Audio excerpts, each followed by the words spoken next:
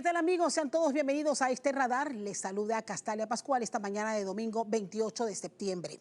Comparto los temas que vamos a tener en nuestra mesa. Recortes a la educación.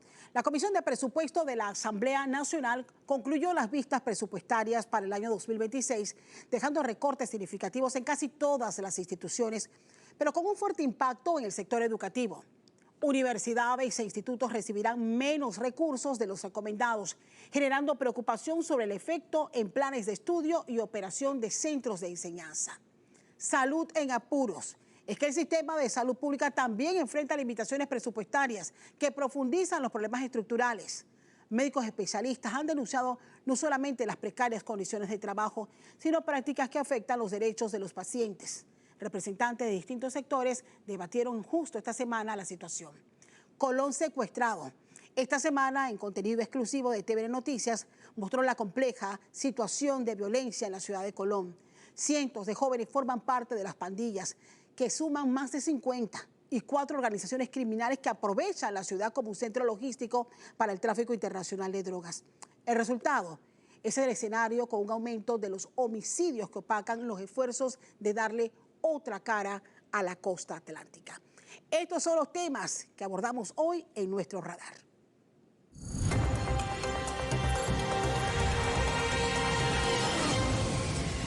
Reiteramos los buenos días y bienvenidos a Radar esta mañana de domingo 28 de septiembre. Ya están los invitados de este primer bloque. Hoy nos acompaña Jorge Bloise, diputado presidente de la Comisión de Educación. Diputado, gracias por sacar tiempo, porque sé que han estado muy apretados en esta última semana y que es el tema que ocupa.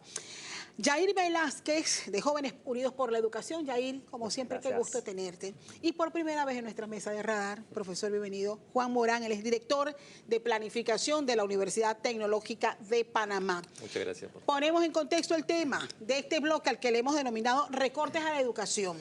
Porque si bien es cierto y todos es sabido, la Comisión de Presupuesto de la Asamblea Nacional ha culminado este periodo de presentación de vistas presupuestarias para el 2026.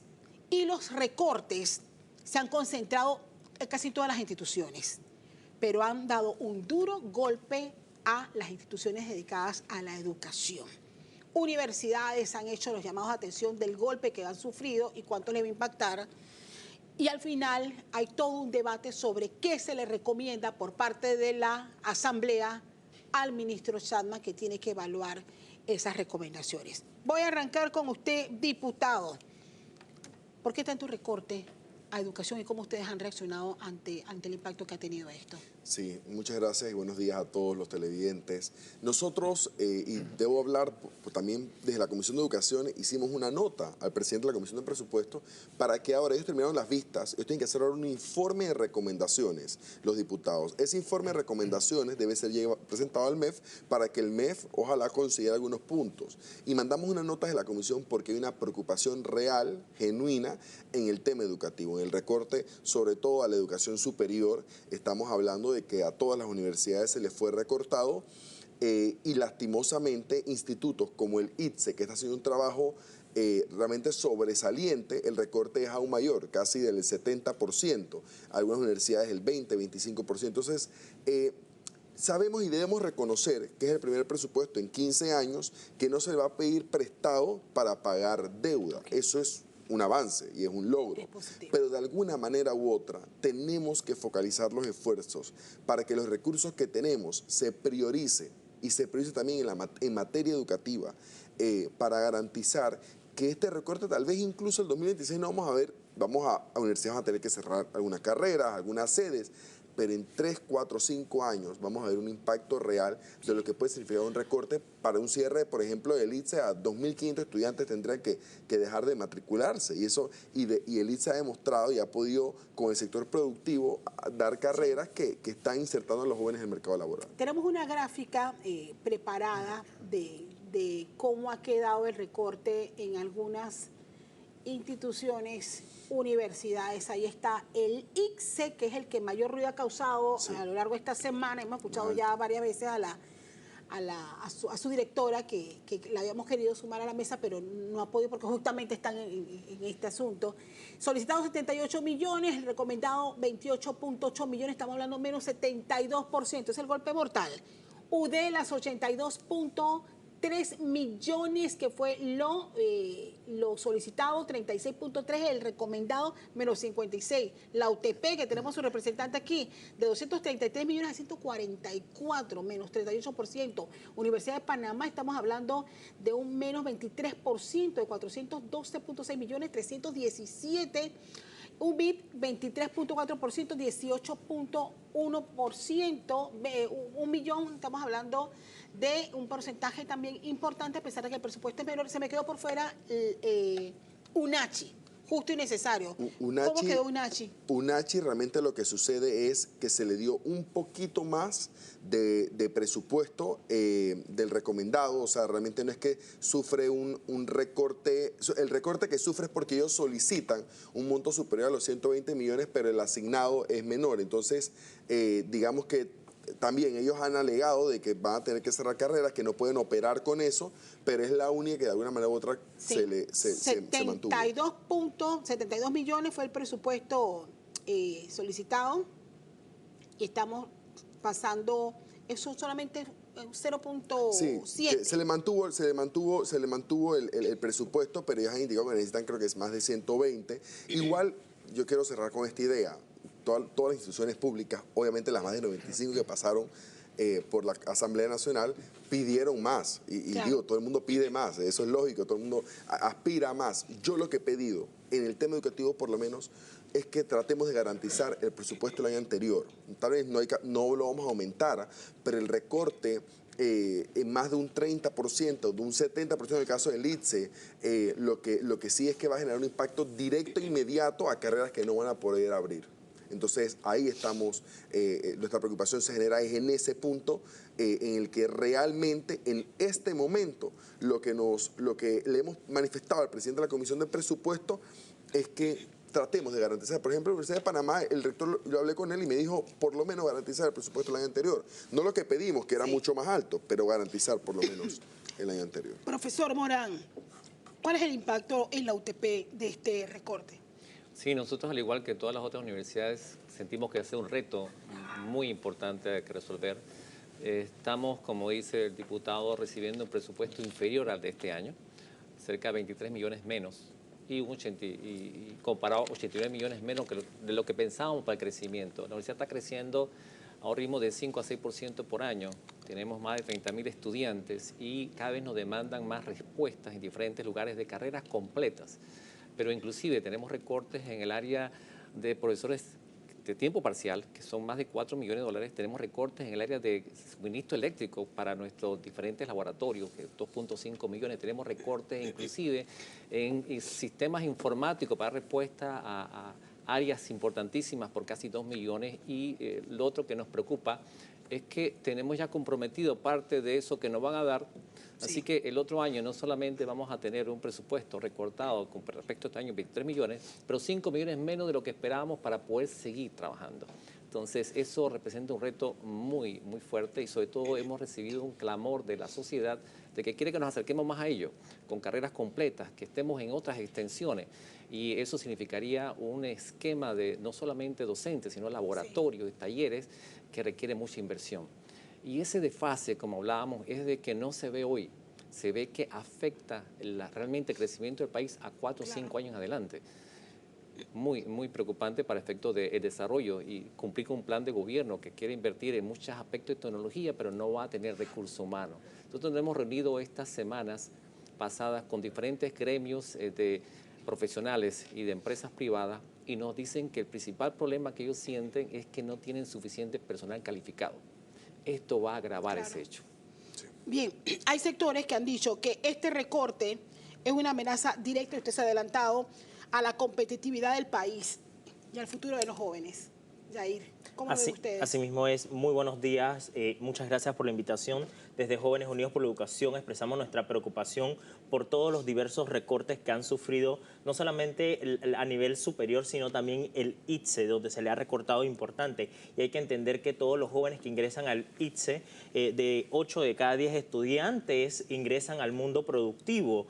y realmente eso es parte de poder garantizar que el joven sea empleado, de que el joven continúe su trayectoria escolar. Para todos es un hecho que hay más de 120.000 jóvenes que están fuera del sistema educativo y que mensualmente, como lo indicamos a través de nuestro estudio, un sexenio perdido, hay más de 1.000 jóvenes que ni estudian ni trabajan y que para el país ocasionan en que debemos ofrecer otro tipo de subsidio y que al final del día este subsidio que garantizamos a través del presupuesto general no tiene un retorno sobre la inversión esperada. También saber cuáles son las prioridades. Vemos este recorte no solamente al ITSE, sino a las universidades cuando se ha anunciado públicamente la licitación de compras millonarias del lacto. Y no es que nosotros nos opongamos a esta compra del lacto, es justa y necesaria para el país, para la modernización del sistema, pero también tenemos que garantizar cuáles son las prioridades actualmente del sistema. Vemos, por ejemplo, el caso de los jóvenes que se mueren ahogados en la comarca donde no hay escuelas y una serie de cosas. Entonces también es entender cuál es la prioridad, y la prioridad es que debemos garantizar el presupuesto dirigido a todas las áreas específicas para garantizar que los jóvenes se mantengan dentro del sistema educativo. Y de hecho ha habido muchos cuestionamientos de cuáles son las prioridades. Sabemos que estamos en un tiempo en que se ha pedido contener el gasto, pero ustedes de la Asamblea, o sea, en esta etapa donde ya lo dicho está. ¿Qué corresponde ahora y si ustedes van a hacer algún tipo de recomendaciones al respecto? Sí, claro, nosotros hemos sido firmes en nuestra posición de pedir la recomendación. El informe se está elaborando en estos momentos por la Comisión de Presupuestos.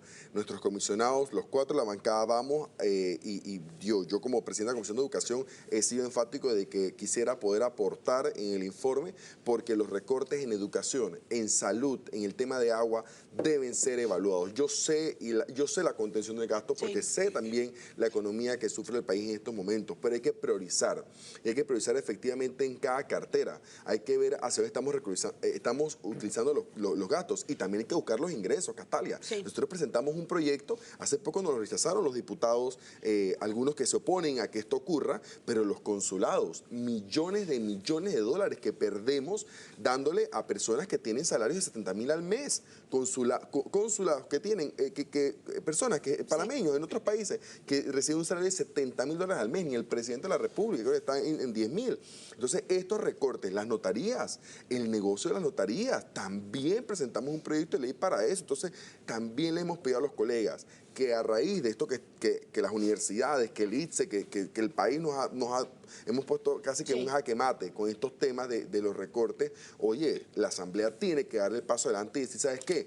Los ingresos de las notarías, los ingresos de los consulados, apostar a recibir más ingresos de nuestro país y a cerrar también la evasión fiscal. Ahora, a mí me alegra tener en esta mesa por primera vez al profesor Morán, director de Planificación. Hay que decirlo, la Universidad Tecnológica de Panamá ha alcanzado estándares internacionales muy importantes, los cuales nosotros como panameños tenemos que enorgullecernos. Sí. Y a lo largo de los años han estado peleando presupuesto.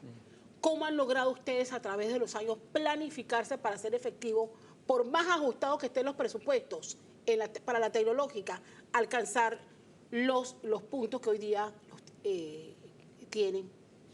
Nosotros estamos realizando diferentes programas, no solamente orientados a fortalecer las capacidades de los estudiantes. Nosotros somos muy reconocidos por el mercado local y ese es tal vez nuestro activo más importante. Pero en la parte académica hemos estado desarrollando muchos docentes, sobre todo fuera del país, que son los que ayudan a mejorar esa traída de información, eso que permea entonces en todas las capas de la sociedad, y nos ha ayudado mucho. Pero siguiendo esa línea, nosotros tenemos un 30% de la población estudiantil que viene de lugares vulnerables. Sí. No solamente con ingresos familiares abajo de 600 y 500 dólares, sino a mucha distancia. Y tenemos que desarrollar programas adicionales para que esas personas vulnerables puedan tener éxito en los estudios universitarios, porque no queremos tener deserción. ¿Y cómo planifica, por ejemplo, cuánto se les otorga a las sedes regionales? En cada país, ¿en base a qué lo hace? ¿Cómo lo distribuye? Nosotros, al igual que hace la Asamblea, hacemos vistas presupuestarias internas. En la vista presupuestaria interna, cada unidad tiene que sustentar el dinero que requiere para el desarrollo en base a un plan estratégico que elabora la universidad. Entonces, es esa disputa de dónde está y cómo justificas el dinero para el desarrollo de esta investigación. Y hemos trabajado muy fuerte en crear equidad, que los laboratorios que hay en Panamá existan en todas las sedes regionales, que la oferta no se vea la diferencia, que el estudiante no diga es que en esta sede no hay, no, tú acá en cada lugar están los mismos laboratorios. Porque es un tema de planificación y gestión. O sea, cómo nosotros, porque al final la pregunta es cuánto dinero necesitamos para la educación.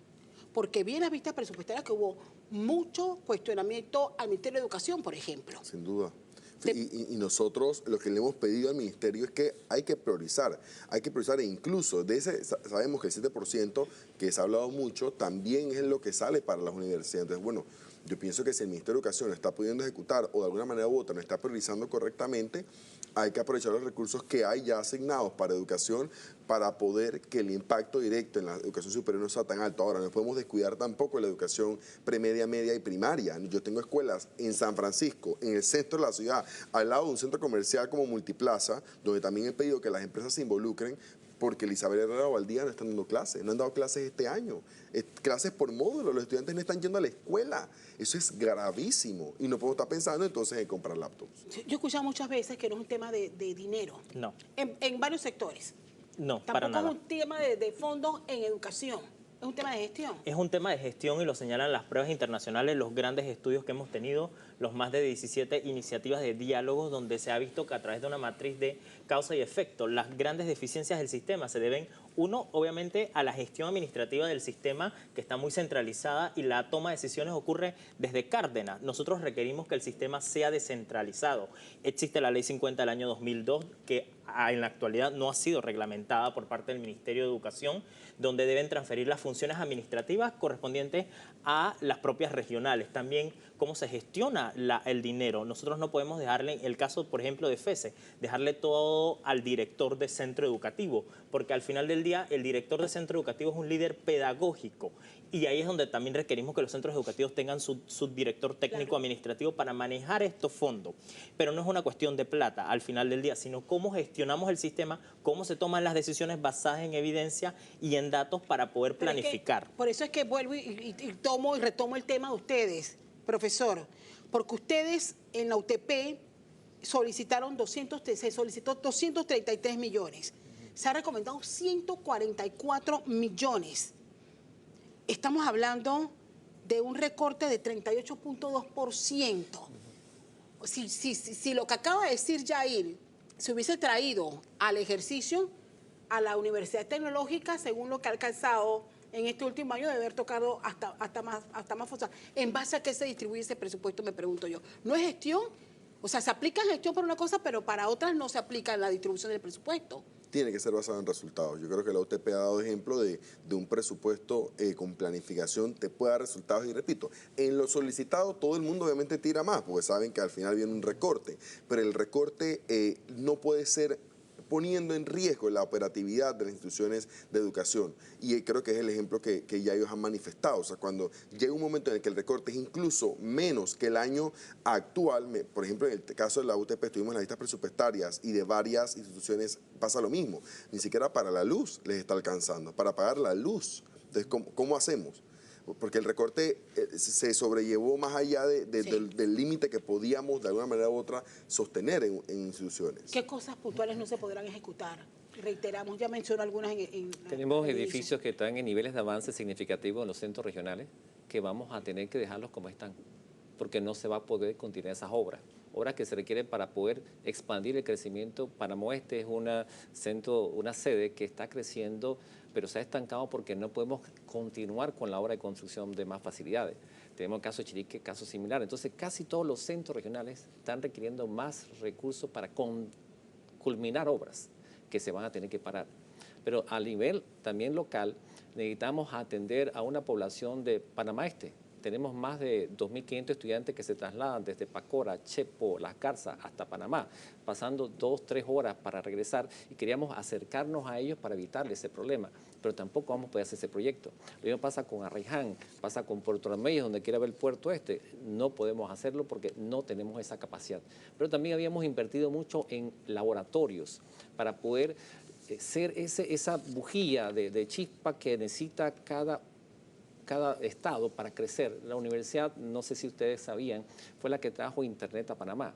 El primer nodo fue un nodo que se llamaba BizNet y que allí fue donde se generó esa transferencia de conocimiento hacia todo el resto del país. Y ese es el rol que hace la universidad. Entonces, eso es investigación.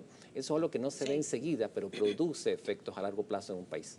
Y justamente era lo que tú te referías, Sí. o sea, ¿qué modelo necesitamos nosotros? Por ejemplo, un modelo de gestión, pero un modelo de gestión que dé resultados. O sea, ¿cómo logramos eso? Y no hemos traído a colación el recorte que Senacid ha sufrido también. Exactamente, Importantísimo. exactamente. Y que para la parte de ciencia, tecnología e innovación trae caos, porque al final del día el recorte que le hacen a Senacid, no tenemos mayores investigaciones, por ejemplo, en el caso de cáncer, en el caso del centro de vacunas, en el caso que también ellos tienen una IP, que es el Instituto de Perfeccionamiento Docente, que es el IPEBI, que nosotros requerimos que dentro de esa transformación del sistema educativo nosotros tengamos una formación continua de los docentes, es decir, que es un ciclo. Y la administración que ha hecho un poco la UTP ha garantizado que tengamos estándares internacionales, cosa que el sistema educativo panameño no ha tenido. ¿Y por qué no ha tenido ese tema específico? Porque cada 5 años queremos eliminar las cosas que hemos hecho en educación y desconocer diálogos y desconocer lo que el sistema necesita y ha consensuado para garantizar un derecho que está constituido en la Constitución Política ¿Qué de tipo de Panamá. recomendaciones están haciendo ustedes una vez finalizadas las vistas? Bueno, obviamente una redistribución. Sabemos que hay que hacer un trabajo, y reitero a los compañeros, a los colegas, de legislar para generar más ingresos al país, porque los recortes, con base también en la situación económica, pero tenemos que poder priorizar, y creo que hacia allá estamos yendo. Nosotros le hemos pedido también, y estaremos pidiendo en el informe, que sea reconsiderado en materia de salud y de agua, que no lo estamos viendo en este bloque, pero que educación, prioritariamente el recorte sea menor, o sea, que no, lo que estamos procurando, y hablamos con cada institución, con el ITSE, con la UTP, hemos hablado con cada uno para saber por lo menos cuál es el mínimo que necesitas para operar. Ok, no vamos a poder recibir más estudiantes, lamentable, penoso, no debería pasar en Panamá, pero cuál es el presupuesto mínimo que necesitas para poder operar. Y aunado a esto, desde la Comisión de Economía y Finanzas, hemos hablado también con el diputado Eduardo Gaitán, para establecer una mesa técnica y evaluar propuestas para evitar el tema de la evasión. En Panamá se está evadiendo muchos tributos, muchos impuestos. Al final, como panameños, tenemos esa también responsabilidad que ponernos esa cruz. Y por eso, en cada restaurante, pedir la factura, obligar a los comercios a que se integren a un sistema de facturación, evidentemente hace falta para que cerremos la brecha de los ingresos que estamos perdiendo. Sí, porque al final quedamos en el mismo debate, es la mala distribución de las riquezas que tenemos. ¿Hay alguna forma, profesor? Yo le preguntaba esto a alguien de la Universidad de Panamá recientemente.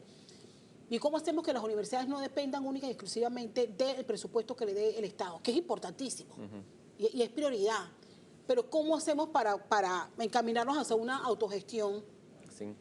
a través de los servicios que puedan prestar ustedes a través de todas las ramas que tienen en la Universidad Tecnológica? La universidad genera autogestión, de repente es parte de lo que está contemplado en el presupuesto nuestro.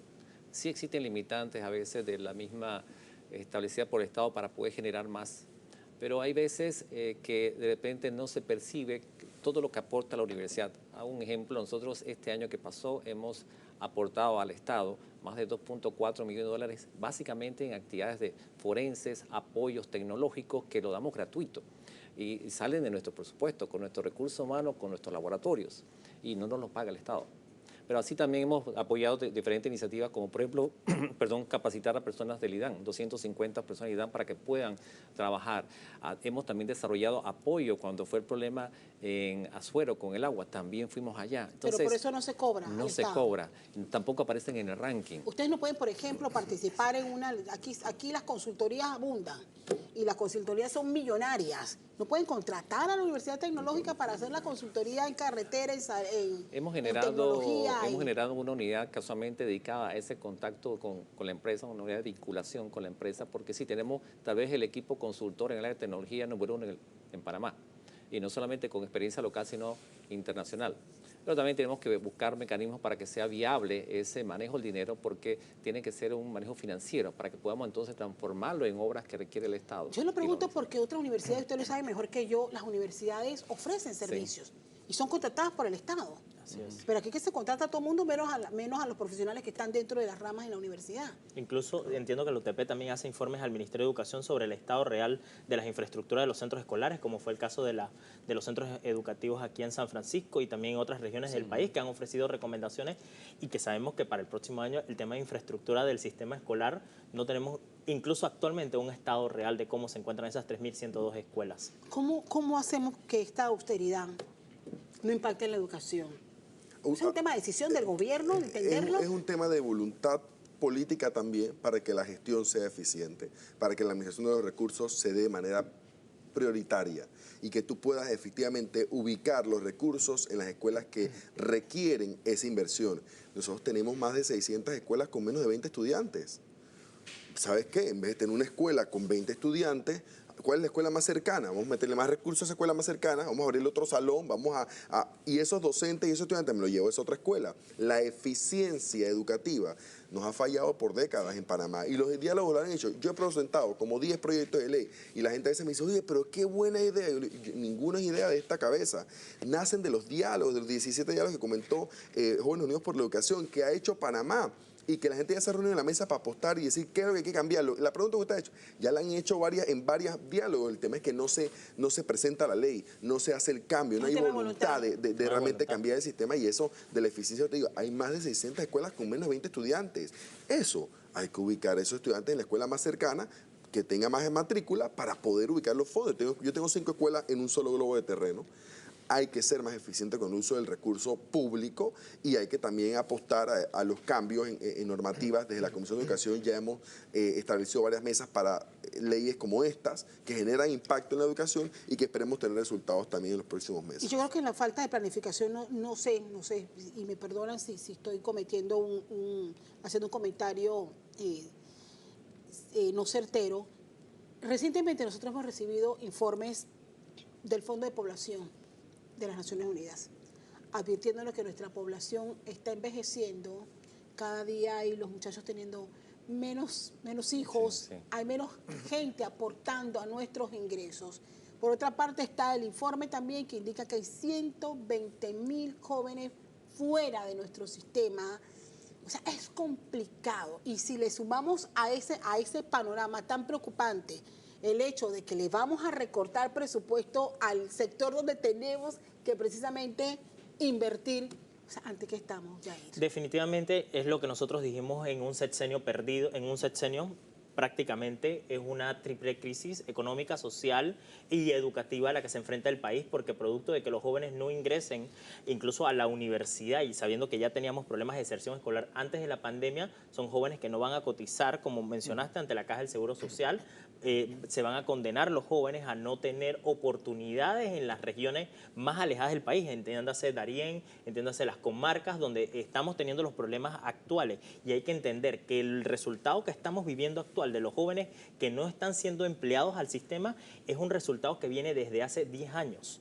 Es decir, que las decisiones que nosotros no tomamos en el año 2009, 2010, es el resultado que estamos viviendo actualmente. Y las decisiones que tomemos actualmente, si nosotros no encaminamos el sistema educativo a ofrecer oportunidades independientemente de los recortes que existan, sino priorizando lo que el sistema requiere, entiéndase transporte, entiéndase alimentación escolar, entiéndase infraestructura, formación continua, que pueda garantizar que haya una conexión con el mundo productivo, no vamos a tener capital para poder ingresar a un canal de Panamá, a un centro logístico o desarrollar nuevos polos en el área económica. Qué bueno que el Canal de Panamá justamente ha dicho que necesita como más de 2.800 que se jubilan. El presidente fue a buscar empresas afuera y hablaron de Apple, de Amazon. Esas empresas ya han puesto incluso los en Panamá. Eso es contradictorio porque yo decía, profesor, y usted dice su expertise.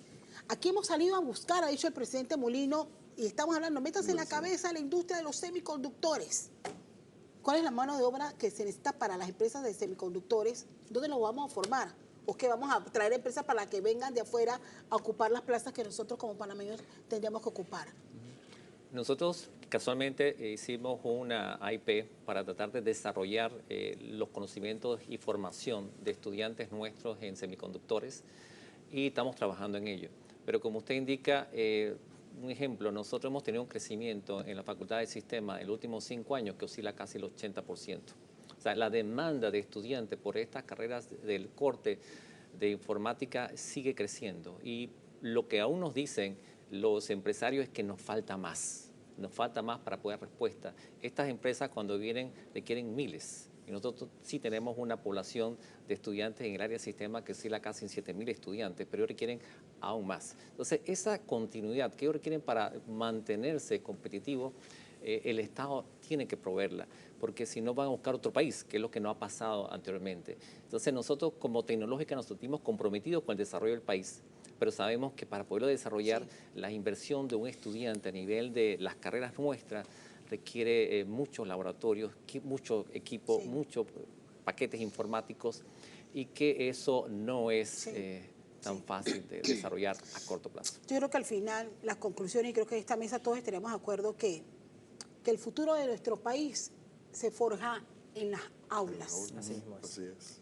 En las aulas. Así es. Y estamos en tiempos en que increíblemente nosotros, yo digo, estamos debatiendo un presupuesto de 34.000 millones de dólares, el más grande de la historia del país, que no se asemeja a varios de los países cercanos. Así es. Y estamos en problema. Así es. Para mí, por una mala gestión. Claro. Que Estamos necesita pagando de los voluntad. platos rotos de haber pedido prestado este año solamente son 4.000, más de lo que da el canal se va en deuda, de la fiesta, estamos pagando los platos rotos de la fiesta, y yo creo que la autoridad es necesaria, pero hay que priorizar en educación, para mí, sin duda. 1 minuto para cada uno, para sus conclusiones. Empiezo con usted, profesor. Yo quisiera extender este mensaje no solamente a los diputados y al Ministerio de Economía y Finanzas, sino al país en total. La educación ha sido el impulsor del país, no desde hoy, sino de toda la trayectoria, y la educación de tecnología sigue transformando a todos los países. Deseamos poder seguir aportando a ese profesional que en la Universidad Tecnológica encuentre una forma de pasar básicamente a veces hasta de pobreza extrema hasta poder entrar a la clase media alta y contribuir al país generando dineros y divisas hacia el futuro. Denos esa oportunidad con un ajuste presupuestario que nos permita seguir desarrollando ese profesional que requiere el país. Yair. Definitivamente un llamado al gobierno nacional y a las autoridades a que nosotros podamos garantizar el presupuesto dirigido a la educación, desde la educación inicial hasta los niveles preuniversitarios, entendiendo la gran importancia que tiene el sistema. Podemos destinar no solamente el 7% del Producto Interno Bruto, como lo señalan los organismos internacionales, sino que también el 15 o el 20%, que es una medida de los ingresos y egresos del Estado dirigido. Si nosotros no hacemos este cambio y no hacemos los cambios que requiere educación, lamentablemente nos enfrentamos a esa triple crisis que hemos denominado un sexenio perdido económicamente, socialmente y educativamente. Y termino con sus conclusiones, diputado. Nosotros vamos a esta semana elaborar el informe con las recomendaciones y estamos haciendo hincapié en el tema educativo. Como presidente de la Comisión de Educación he hablado con el presidente de presupuesto, Eduardo Vázquez, que nos ha apoyado también y ha hecho también una comisión de presupuesto que logró en tiempo récord, quedándose hasta la 1 de la madrugada varios días para poder cumplir con esas vistas presupuestarias, pero vamos a hacer hincapié en ese informe, en este tema. La educación no puede ser el mayor recorte del presupuesto y no podemos sacrificar el futuro del país que está en estos momentos en el aula de clase. Tenemos que garantizar las etapas escolares completas, preescolar, primaria, premedia, media y la educación superior, el ITSE, el recorte del 60%. Yo lo he manifestado, no me veo votando a favor de un presupuesto si estos recortes no son reconsiderados. O sea, lo rechazarían de plano. Yo en este momento quiero hablar como este diputado, este servidor no me veo votando por un proyecto de presupuesto donde contemple un recorte tan significativo, sobre todo al sector de educación. Yo pediré, estamos pidiendo esa reconsideración y esperemos que el Ministerio de Economía y Finanzas nos escuche. Y eso será este lunes. ¿Cuándo comparece el ministro Chapman? Nosotros vamos a hacer el informe, él tendría que volver a traernos el presupuesto reconsiderado, no sé si sería el lunes, pero seguramente tal vez el lunes o martes ya la comisión está enviando el presupuesto, el informe para que el MEF reconsidere. Con las recomendaciones respectivas que por supuesto involucra este recorte que ha sufrido el sector educativo. Pero el recorte también y esa tijera ha pasado por salud. En el siguiente bloque vamos a tener representantes de varios sectores de salud también analizando cómo les impacta este importante recorte a su presupuesto del próximo año. Vamos a la pausa y en breve regresamos con más de Radar. Gracias por acompañarnos. Gracias.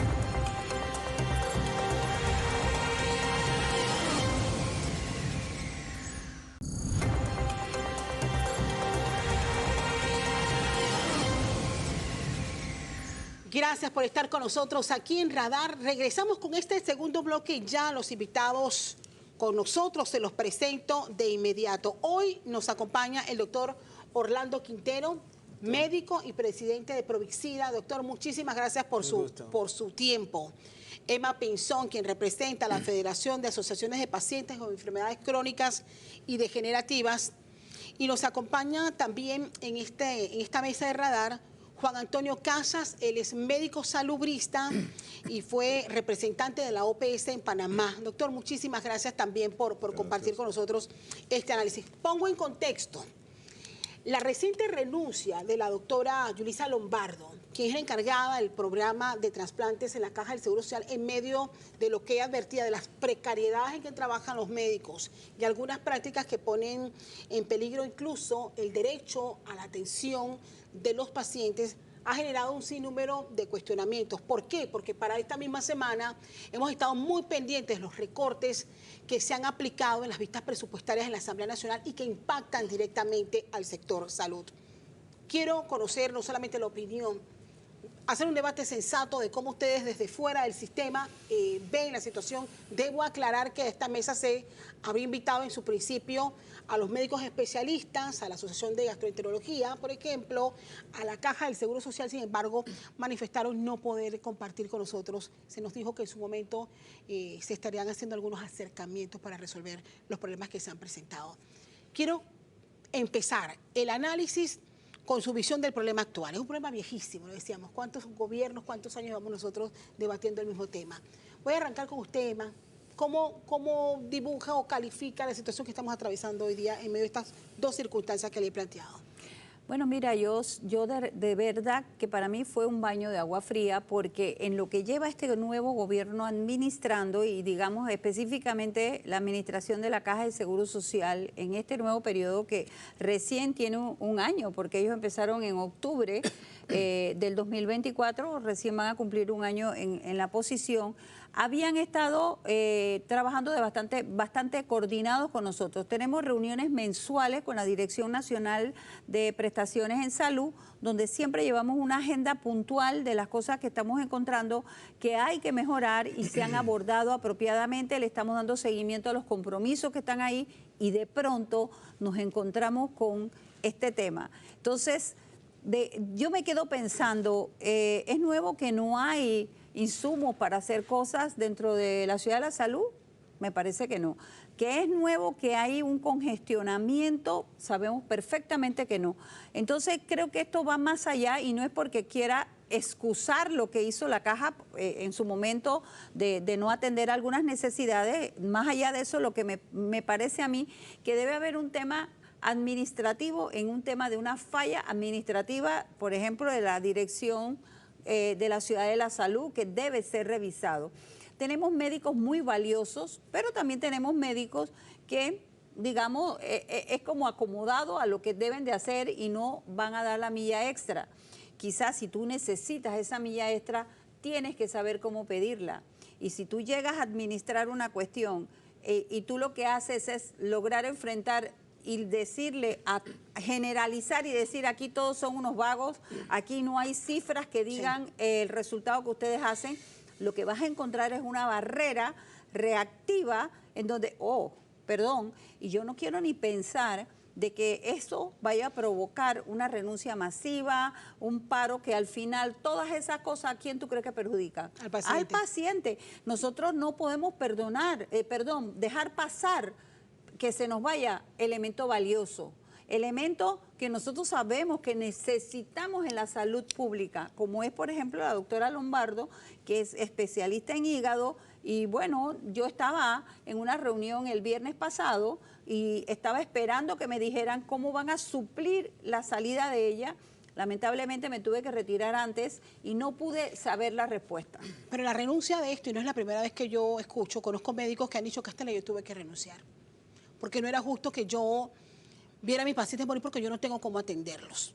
Y es la experiencia que uno escucha detrás de cámara en varias ocasiones de doctores que incluso he visto que han puesto clínicas mucho más baratas para atender a los pacientes que atenden el seguro y que no pueden ir a una clínica de estos hospitales privados. Doctor, ¿cómo ve usted la situación en este momento? Bueno, la verdad que, de acuerdo con lo que ha planteado Emma, son muchos años, son de Improvicida y también como médico tengo ya 44 años de médico, de que he sido interno, residente, funcionario en Chepo, he trabajado con coordinaciones de programa materno-infantil, conozco el sistema, conozco, como se dice, el monstruo por dentro, porque realmente lo que hemos vivido no ha sido placentero desde el punto de vista que todo ha ido, como se dice, caminando, no, siempre ha sido muchos obstáculos. Yo te diría que aquí hay varios aspectos. Uno es la gobernanza, ¿no? Que siento que hay un gran fallo. Vamos a poner el tema de la doctora, ¿no? Que se ha mencionado no solamente del parte de suministro y esto, sino también el manejo personal, el trato de la parte de dirección. Es una realidad. A veces nos falta mucha inteligencia emocional para manejar situaciones difíciles, ¿cierto? Nosotros estamos abrumados por la situación, como vamos a poner en el caso de director, como director. Sin embargo, a veces tenemos que poner a trabajar mucho nuestra inteligencia emocional para manejar estas situaciones. Como bien lo dijo Emma, hay una presión, ¿no?, del médico para tratar de resolver. Porque el médico tiene a los pacientes a un lado, el que está manejando directamente a los pacientes. Y esa presión uno la siente y uno se afecta por la frustración de querer resolver el problema y no poderlo hacer porque falta esto, falta lo otro, falta medicamento, falta insumo. Un montón de situaciones que esto es de larga data. Sí. Cierto, se están haciendo muchos... se están dando pasos para tratar de resolver esto, pero sí, yo siento que aquí en la parte, cuando estábamos en lo de salud, la mesa de salud para la cuestión de la ley, yo lo decía con mucha frecuencia aquí y se lo decía a los mismos directores, a los mismos, tanto del ministerio como de la Caja del Seguro Social. Aquí tienen un problema porque a veces nombran a un director que no tiene las capacidades para manejar un hospital, que no tiene las capacidades para manejar un centro de salud. O sea, es un excelente especialista, pero ¿sabe qué? Claro. La parte de salud pública no funciona. Cuando uno pasa... No funciona, así que esa es una realidad y hay que manejarlo. Y encima de eso está el director que tiene que nombrar a los jefes de departamentos, que a veces también son por amistades o situaciones estas. Eso no puede seguir siendo así. ¿Es un problema de presupuesto, es un problema de administración o es un problema de que ha habido cambios abruptos en nuestra población? Pues estamos hablando de un presupuesto solicitado de 3.887 millones de dólares y que ha sido recortado, usted nos va a dar los detalles ahora. Pero entonces, yo he escuchado a mucha gente, doctor, decir que no es un tema de fondos. Y les planteaba antes de iniciar el programa que yo tuve la oportunidad de conversar con dos exministros de salud, la doctora Torne y el doctor Terán, que en su momento nos decían con cuánto presupuesto se manejaban, pero las circunstancias han cambiado bastante. ¿Es un tema de presupuesto, doctor, o dónde está la raíz de este problema a su juicio? Bueno, yo quisiera darle una visión así bien alta, como de 50.000 metros de altura, porque yo empecé trabajando en Panamá como representante de OPS hace 32 años. Y ya entonces se hablaba del tema, por ejemplo, de racionalizar el sistema de salud, de integrar los sistemas de salud, de la necesidad de buscar una mayor eficiencia en el manejo del sistema y demás. Y si uno mira así de una perspectiva regional, no es que Panamá tenga una mala situación de salud, se ubica entre los países, digamos, menos malos. Pero en relación a lo que se gasta, Panamá tiene más o menos un 6% del Producto Interno Bruto se gasta en el sector salud. De lo cual, una parte importante, no pequeña, la cuarta parte es gasto privado. Lo cual significa que la población está aportando de su bolsillo una parte importante del gasto, pero digamos el 75% es público. Esas cifras son similares más o menos a lo que Chile y Costa Rica gastan en relación al presupuesto. Pero en Chile y Costa Rica, por ejemplo, la mortalidad infantil en Costa Rica es la mitad de la que es en Panamá. Y la de Panamá es 3 veces mayor que la de Chile, igual la mortalidad materna. Eso le está indicando que hay un problema de eficiencia en el gasto. Es decir, se gasta bastante, pero no se obtiene el rédito que se debería obtener. ¿Por qué? Por un problema de gestión, por un problema de planificación, por un problema yo no quiero decir corrupción, yo no creo que el tema de corrupción sea tan importante como causa, digamos, del problema de salud. Pero lo hay también. Y hay mal manejo de los fondos. Entonces, se requiere una propuesta sistémica, y es lo que muchas veces falta. Se busca tapar huecos, ¿no? Aquí y allá, y buscar vamos a hacer una jornada enorme de atención de cataratas para resolver la lista de espera, pero eso no resuelve el problema de fondo, que es un problema hay una demanda creciente, porque la población está envejeciendo, y hay mayor población, por un lado, y hay un problema de capacidad de respuesta, porque los recursos, si bien deberían ser suficientes, no están organizados de una forma óptima para dar respuesta.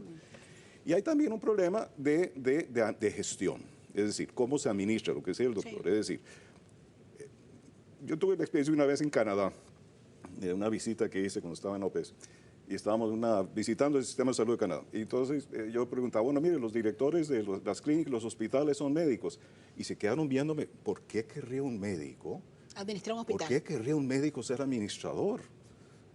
Debería ser medicina, ¿no? Aquí tenemos administradores profesionales que manejan los hospitales, los centros y demás. No solamente esa es la concepción de que la administración es una especialidad en sí misma. Y la gestión de un sistema de salud, que es bastante complejo, requiere de especialistas en administración y gestión de sistemas de salud. No somos los médicos los llamados necesariamente a hacer ese rol. Entonces hay muchas cosas que habría que ver. Ahora, si el presupuesto que se está presentando este año es suficiente o no, yo no tengo los elementos para decirlo, si es suficiente. Sé que va a haber recortes, pero también, como dice la doctora, hay ineficiencias. Se dan los presupuestos y no se ejecutan. Igual pasa en educación, vamos a ser claros. Entonces hay un problema realmente de planificación y ordenamiento del sector, que no es nada nuevo. Yo lo vengo escuchando hace más de 30 años y yo creo que las soluciones están. Lo que falta es la voluntad política de ejecutarlas. ¿Y por qué no lo hemos logrado, a juicio de ustedes? Fíjate que cuando escucho al más doctor... claro no puede estar. Sí, doctor, sabe que nosotros como pacientes organizados hemos hablado de la unificación del sistema N veces ya, con gobierno tras gobierno. Nosotros incluso incluimos eso como una necesidad a todos los candidatos a la presidencia previo a estas elecciones que pasaron. Sin embargo, tú escuchas promesas, entonces detrás de esto, ¿qué está detrás de esto? Yo estoy cuidando, porque si soy eficiente en la salud pública, se va a disminuir acudir a la privada. Entonces, estoy cuidando mis ingresos privados. Eso es lo que estoy haciendo, porque si usted analiza, por ejemplo, la provincia de Chiriquí, donde la integración sí se ha dado y sigue dándose, es un ejemplo a seguir. Es un ejemplo a seguir, y cuando usted ve eso, ¿por qué no se puede replicar en las otras provincias? ¿Por qué no se puede replicar a nivel nacional? Nosotros no podemos tener un Ministerio de Salud que debe dar la norma y luego la caja que debe suministrar, y ambos están peleándose. Siento aquí que cuando usted dice, analicemos qué es lo que es, ¿sabe qué creo yo? Que es un tema de ego. Yo no voy a ceder mi área donde yo tengo dominio. No, imagínense la unificación del oncológico, todo lo que ha pasado, y no se pudo, porque este es mi territorio y yo no lo voy a ceder, y este es mi territorio y yo no lo voy a ceder. ¿Pero ese es el camino a la unificación? Yo sí pienso, porque si tú sumas lo que se le está dando al Ministerio de Salud y lo que se le da a la caja, en salud, porque la caja tiene también el tema de vejez, exacto, invalidez, otra cosa. En la atención sanitaria, la cantidad de dinero no es mala. Lo que está pasando es que no está siendo bien administrada, claro, y coincido con lo que está diciendo el doctor plenamente. Doctor Quintero. La unificación, la integración es indispensable. En 1986 yo fui ya como especialista a la región de Panamá Este, y estaba el sistema integrado y se trabajaba bastante bien. Yo siempre digo, con menos hacíamos más. Ahora resulta que con más estamos haciendo menos. ¿No? Se me hace difícil, porque son muchos años estar en Chepo trabajando. Entonces hay una realidad donde nosotros tenemos que unir los esfuerzos, no cada uno jalando por su lado. Siento que podría ser, porque tengo 28 años de estar en la parte de salud, vamos a poner la parte de Chepo y todo esto. Siempre ha habido una guerra entre Seguro Social y Ministerio de Salud. Estoy viendo un acercamiento entre autoridades y tratando de manejar en forma conjunta. Falta mucho por lograr eso, pero se están dando pasos que son importantes. Otra cosa que yo creo que hay que ver, porque estamos hablando del número de, cada vez la población es más vieja, ¿no? O sea, va a haber más gente yendo al hospital. Pero también desde los centros de formación. La formación en las universidades es prácticamente un alto porcentaje curativa, no preventiva. Entonces la parte de prevención o atención primaria se deja a un lado, no hay recursos para trabajar algo que es lo importante. Los hipertensos, todo el pocotón hipertenso diabético que llevan a una insuficiencia renal, tienes que manejar eso o evitar que lleguen a la hipertensión con unos buenos hábitos alimenticios. Eso no se está dando aquí en Panamá. Aquí debiera haber un bombardeo a nivel, mire cómo entra educación, que unos chiquillos le empiezan a educar de cómo es una alimentación sana. Eso no se da. Yo puedo poner un ejemplo de la importancia de los niños influyendo en los padres.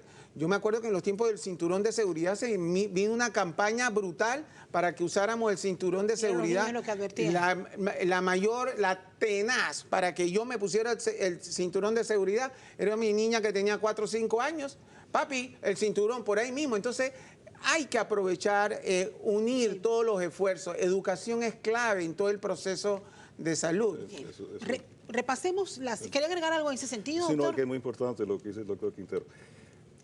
Justamente hace 30 años, la OPS participó muy de cerca con el Ministerio de Salud, sobre todo con la doctora Aida Rivera cuando entró al ministerio, en promover un programa eficaz de educación para la salud. Y realmente fue bastante reconocido. Y yo recuerdo que en esa época uno iba al cine y pasaba algo, alguna nota, incluso había unos muñequitos, ¿se acuerdan? Bueno, esos muñequitos fue justamente en ese periodo que hicieron. Uno ponía la televisión y había un mensaje de salud. Eso ya no existe. Uno lo que ve son anuncios de bebidas de Coca-Cola y de tal. O sea, no hay ya un programa eficaz de educación para la salud que esté educando a la comunidad en cómo cuidar su salud, para empezar.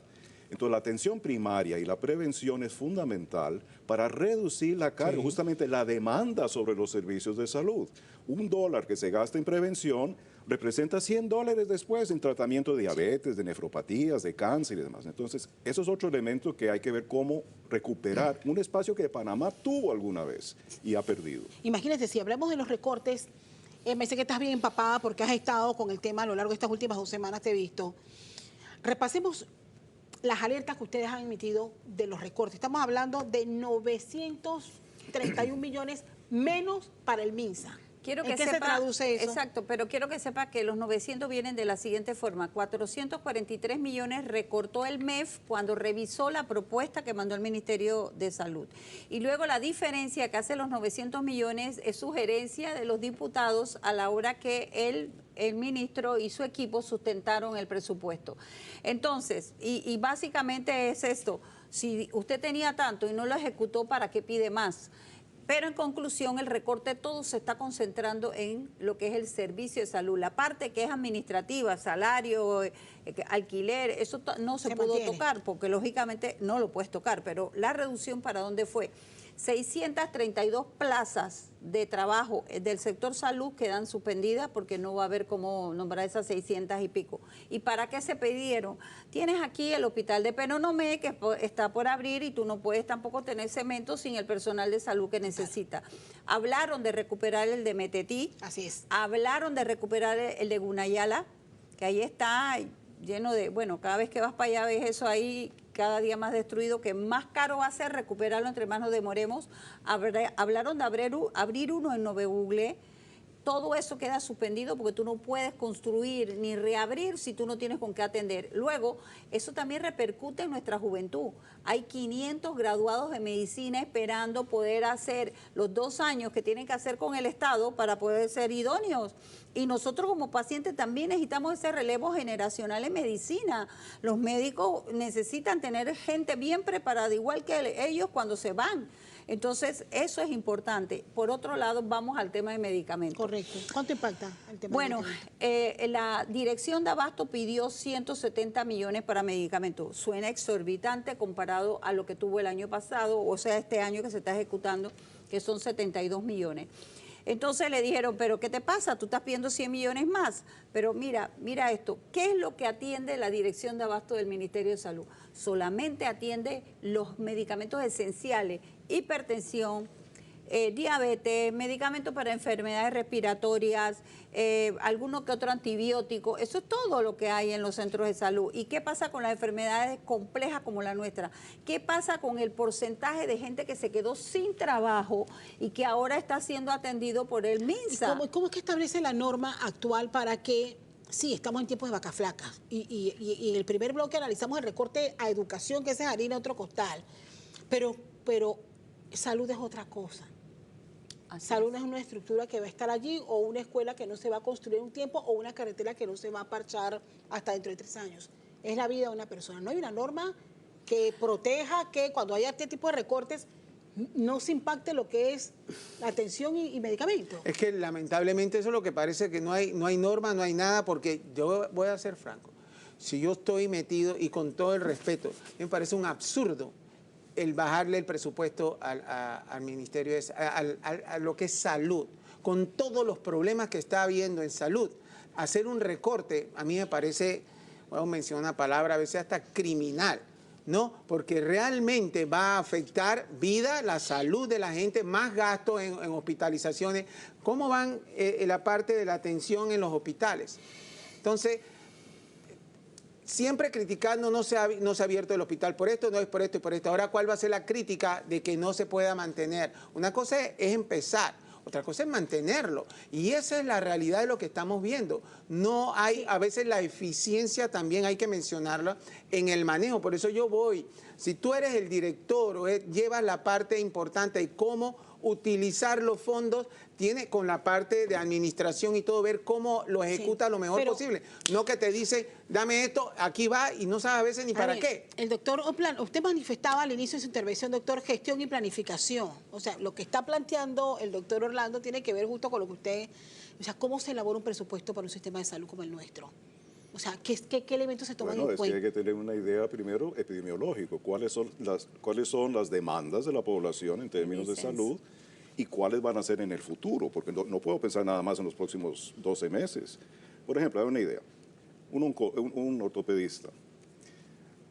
Hay retraso en caderas, en rodillas, en procedimientos ortopédicos. Un ortopedista de su tiempo, ¿no? Digamos, su tiempo laboral, dedica 40% a intervenciones. De ese 40%, solo 1/3 se dedica a intervenciones electivas. 2/3 son emergencias. Y el resto del tiempo se le va en docencia, en pasar visita, en dar consulta y demás.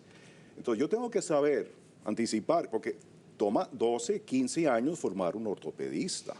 Entonces yo tengo que tener una idea de aquí a 15 años, primero, cuál va a ser la demanda para atención de cadera y rodillas para esa época, y ver cómo formo los ortopedistas que voy a necesitar por ese momento. Eso no se está haciendo. Entonces, ¿qué pasa? Llegamos dentro de 15 años y la situación va a estar peor que ahora. Ese tipo de planificación estratégica, ¿no? A largo plazo primero es necesario. Ahora, en el corto plazo sí hay que manejar mejor los recursos. Ahora, ¿cómo hacer para hacer un presupuesto que debería ser más eficaz? Primero, habría que unificar los presupuestos. Hay una cosa importante, porque hay un mito, ¿no? De que el presupuesto de la caja atiende al, creo que dice que el 70%. Eso no es cierto. Yo fui patrono del oncológico, fui patrono del hospital oncológico 8 años. El oncológico, el 75% de los pacientes atendidos, no sé ahora con el nuevo hospital oncológico que se ha hecho, de repente ha cambiado, pero hasta hace poco, el 75% eran asegurados. Pero la caja solo aportaba, creo que la 1/4 parte del presupuesto del oncológico. El resto venía del Ministerio de Salud. Quiere decir que el Ministerio de Salud estaba subsidiando a la caja. Y eso pasa también en el Hospital de Niños, pasa también en el Hospital Santo Tomás, entonces, y pasa también con hospitales en provincia. Entonces, el manejar así 2 cajas, 2 presupuestos, es ya de por sí ineficiente. Imagínese tu familia, que tú manejaras una parte del presupuesto y tu marido o tu hija manejara la otra parte y se pelean y no se ponen de acuerdo en los gastos de la familia. No funciona. Pues esa es la situación. ¿Y este modelo se aplica en otros países? Bueno, en Costa Rica, por ejemplo, sí, hay un solo presupuesto que lo maneja la Caja de Seguro Social. El Ministerio hace rectoría, el Ministerio hace actividades de prevención, el Ministerio hace educación para la salud, hace aspectos, digamos, más regulatorias. Pero lo que es la prestación de los servicios de salud lo hace una sola institución. Igual pasa en la mayor parte de los países europeos, igual pasa en Canadá, donde Canadá es diferente. Por ejemplo, hay un financiamiento público La prestación de servicios sí son entidades privadas no lucrativas. Hay un fondo, pero lo importante es que hay un solo fondo que se administra para atender los problemas de salud de la población. Y eso que usted señala es, bueno, al final es como un mito, o sea, ¿quién atiende qué? Y ustedes alertaban esta semana con lo del recorte, que no estamos pensando también cómo impacta a la población no asegurada. Claro, es que lo que él le acaba de decir el doctor es clave. El concepto aquel que la caja atendía al no sé cuánto por ciento, eso ha bajado por el desempleo, por la informalidad, y ahora ya estamos hablando de 33% que atiende el MINSA, que la única opción son las instalaciones del MINSA. Y entonces, si esto aumentó, pero yo sigo manejando el mismo presupuesto, mira qué está pasando. Si un paciente de artritis reumatoide, que es mi enfermedad, va al Hospital Santo Tomás a entrar en los programas, resulta que los programas todos son cerrados. Para que tú entres a un programa de medicamentos dentro del Hospital Santo Tomás, tienes que esperar que alguien salga del programa o se muera, porque no pueden aumentar el número de personas en cada programa. Hablas de las leyes. Sí. Mira, nosotros luchamos para que en la ley 419 existieran términos de estas cosas. Por ejemplo, dice la ley 419 que la planificación, que muy bien habla el doctor, debe empezar un año antes. Sí. Un año antes lo dice la propia ley, y esta es la fecha, ya estamos en octubre a la vuelta de la esquina, en que no se ha hecho ningún acto público para suplir medicamentos para el 2026, ninguno, porque no significa que tú haces el acto y te entregaron de inmediato. Esos actos toman su tiempo y la fábrica se toma su tiempo en poder fabricar, eso por un lado. ¿Qué logramos también, Castalia, en la ley? Y eso es nosotros los pacientes por insistencia. El artículo 254 establece que el presupuesto para medicamentos, ¿y por qué insistimos tanto en medicamentos? Porque tú puedes tener el mejor médico con el diagnóstico preciso, temprano, pero si ese médico te prescribe algo que tú no vas a poder conseguir en ningún lado, ¿cómo tú te curas? Entonces, nosotros logramos que se estableciera que el presupuesto para medicamentos no se puede tocar. Y o es igual o es mayor, y que si tú ahorras, porque te dicen también el tema del ahorro, ese ahorro lo tienes que reinvertir en los propios medicamentos, y eso sí se violó, te cuento, en la caja de seguro social. Hay un elemento que no he traído a colación, sé que me están diciendo que se me está acabando el tiempo, pero creo que voy a pedir unos minutitos de más. La injerencia política en nuestra estructura, la relación médicos dirección dependiendo de los cambios de gobierno. O sea, hay como una guerra permanente de los médicos agremiados y no agremiados con las administraciones de turno. Y en el medio, los pacientes. Entonces, ¿cómo acabamos nosotros con algo que ha sido que está enquistado en nuestro sistema de salud también? Como cualquier otra estructura de gobierno, donde pesa también la injerencia política en decisiones puntuales. Yo escuchaba a un diputado esta semana cuestionar al ministro Boy porque dice que hacía su especialidad es odontología, que hacía un odontólogo dirigiendo, y cuando uno escucha al doctor Lazo decir, pero es que en otros hospitales, en su experiencia en la OPS, en los hospitales que tienen un sistema de calidad, no es precisamente un médico el que lo administra. ¿Cómo hacemos para lidiar con eso? ¿Cómo terminamos con eso? Que es un componente, o sea, aquí no podemos apartar el componente político, que cómo cuánto daño le hace al sistema. Yo sí quiero hablar porque hay buenos médicos que son buenos directores, pero no son los más. Pero hay otra realidad, la politiquería. Una cosa es la política de salud y otra cosa es la politiquería. Exacto, Cuando total. se mete la politiquería, el montón de nombramientos que hay con gente ineficaz, inepta, incapaz, en puestos claves para manejar toda la estructura de salud. Obviamente, ¿qué te esperas si tienes a un soquete que no sabe ni dónde está parado, ni qué es lo que hay que hacer para administrar y dirigir esto? Te vas a un barranco, no va a poder lograrse lo que tú quieres. Por eso, si yo soy, vamos a poner el director o el presidente, yo tengo que poner a gente clave de mi confianza que yo sé que son capaces. Pero no pongas un incapaz por la amistad. Pero ahí está el tema de la gestión que me viene el doctor Eso Lazo. lleva mucho. Por la parte de la amistad, no, a veces no solamente la parte política, a veces no la parte de amistad, pero ven acá, un buen amigo, yo te voy a hacer un buen trabajo, no un desastre como hemos visto durante muchos gobiernos, a gente en puestos muy clave haciendo desastres. ¿Por qué siempre hay la sensación y la pregunta también de que no tenemos suficientes médicos? Es una realidad que no tenemos suficientes especialistas. Yo sé que están recuperando los hospitales, pero quiero saber cuáles son los especialistas que vamos a llevar nosotros a Darién, Bueno, por que merece ejemplo, un hospital. Por ejemplo, la oncología. Hay una gran necesidad de descentralizar los servicios oncológicos a las provincias, sin duda. Debería haber un centro oncológico en David, en Chiriquí, debería haber otro en provincias centrales, sin duda.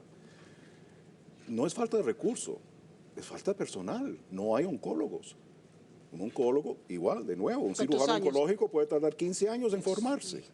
Y el oncológico está formando ahí unos cuantos, y creo que en la caja también se están formando, pero no van a ser suficientes para cubrir la demanda creciente en la atención oncológica que va a tener el país. Entonces, una de dos, o se intensifica enormemente la formación, y otro tema ahí corolario, la calidad de la formación. Ustedes recuerdan hace unos meses que salió un reportaje sobre el tema de la acreditación de los médicos que se están graduando de las universidades privadas. Eso es un problema muy serio, porque o se están acumulando una serie de profesionales que nunca se van a poder acreditar y van a terminar manejando Uber, lo cual es un desperdicio enorme para el país, haber invertido en la formación de un médico para que después termine haciendo algo que no sea medicina, o hay que ver cómo se mejora la calidad de la formación, por un lado. Y por otro lado, hay que racionalizar los programas de formación de especialistas para sacar el número necesario. Y tercer lugar, mientras tanto, hay que seriamente pensar en traer especialistas del exterior que puedan cubrir esas necesidades que hay temporalmente hasta que eso se pueda lograr. Ahí es donde viene el problema de política, digamos, gremial. Desgraciadamente nuestros colegas se oponen mucho a esto. Puedo entender las razones, pero creo que ahí tiene que haber un diálogo serio para ver cómo se subsana la necesidad. Definitivamente en oncología, a mi modo de ver, hay que traer especialistas de afuera. Y en otros campos también. Pero aquí hay que ser bien claro, ¿no? Si no hay, y sabe que una formación son de 10, 12 años en algunas ocasiones, tienes que lograr traer a médicos que te suplan esa necesidad. Tú como director, como administrativo, tienes que ver cómo resuelves esto. Claro está, pon las reglas del juego bien establecida, no es que para que quede claro, ¿no? Que no le vas a quitar, se llenó los cupos, llegaron los panameños, lo siento, pero hasta aquí llega tu contrato, porque esta plaza tiene que ocuparlo un panameño. Pero poniendo las reglas claras en los contratos, yo no veo el por qué no se pueda apoyar el sistema con la parte de médicos de afuera. Quiero sus conclusiones, es un tema al final. Lo bueno como sociedad de haber estado pendiente, yo creo que por primera vez en muchos años, de lo que ha ocurrido en la Comisión de Presupuesto de la Asamblea Nacional, nos permite poder dibujar y entender las complejidades de nuestros sistemas como este. Sus conclusiones y recomendaciones, lo que ustedes como pacientes esperan pase después de culminada esta vista presupuestaria, al final el Ejecutivo tendrá la última palabra. Por supuesto, nosotros hacer un llamado a los diputados que devuelvan ese presupuesto al Ministerio de Economía y Finanzas para que sea revisado. Hay muchos lugares donde recortar que no sea la salud propiamente. Nosotros ya hemos hecho la tarea, le hemos mandado carta al ministro Felipe Chatman dividiendo los dos temas, dividiendo el Ministerio de Salud y lo que pasó en la caja. En la caja sí se violó la ley porque se adjudicó una cantidad de presupuesto inferior, bastante inferior, 19% menos, 69 millones menos al medicamento.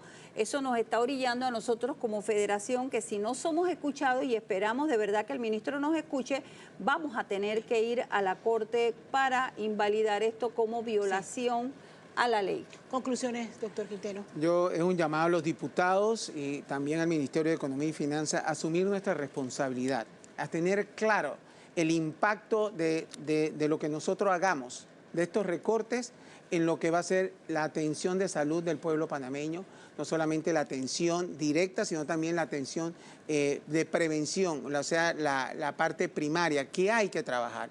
No podemos, como no tocaron nada de los nombramientos, de la parte de los cobros, la parte administrativa.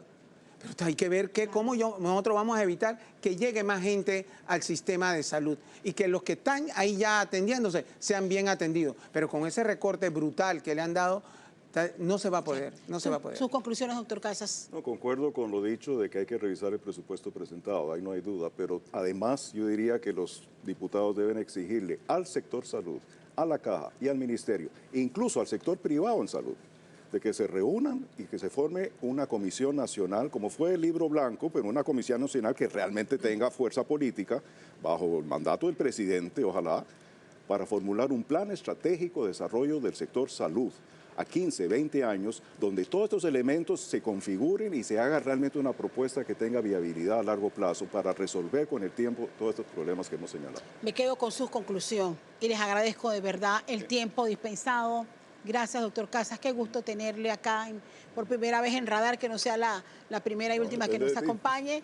Es más, de verdad, muchísimas gracias y gracias por tu lucha. Creo que eso es a nombre también de muchísimos pacientes. Doctor, ¿qué decir?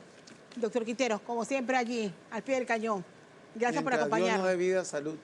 Vamos a ir a la pausa y luego de este bloque de Radar vamos a analizar de la mano de dos expertos, desde la parte operativa y seguridad y la parte social, el grave problema que sufre la provincia de Colón y que quedó dibujado en el último contenido exclusivo que presentó TVN Noticias esta semana. Vamos a la pausa y ya regresamos con más de Radar.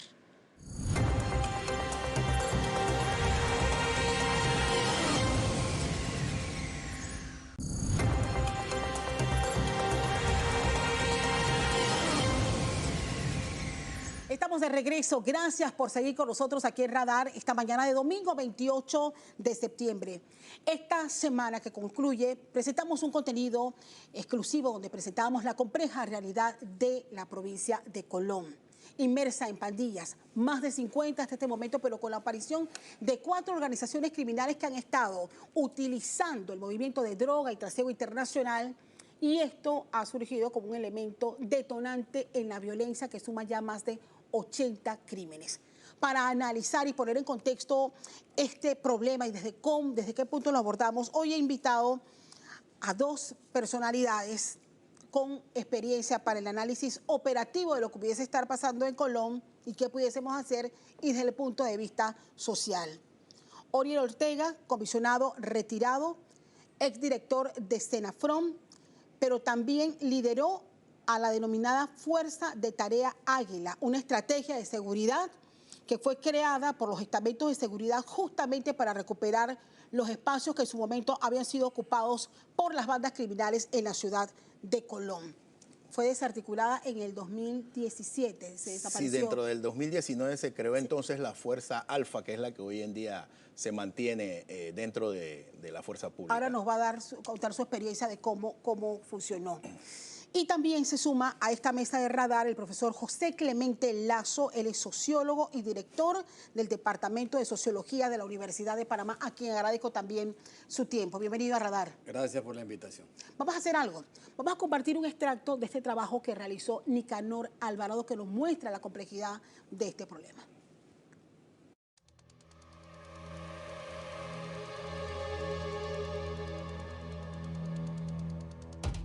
Colón es la segunda ciudad en importancia del corredor interoceánico. Es el segundo puerto más importante de todo el Caribe. Pero ese valor estratégico es también su debilidad. Su conexión con rutas globales los pone en la mira de organizaciones criminales transnacionales. El narcotráfico y la guerra entre pandillas locales florecen ante la crisis educativa, la falta de oportunidades, el desempleo y la pobreza creciente. Es un bucle sin salida que los colonenses piden romper.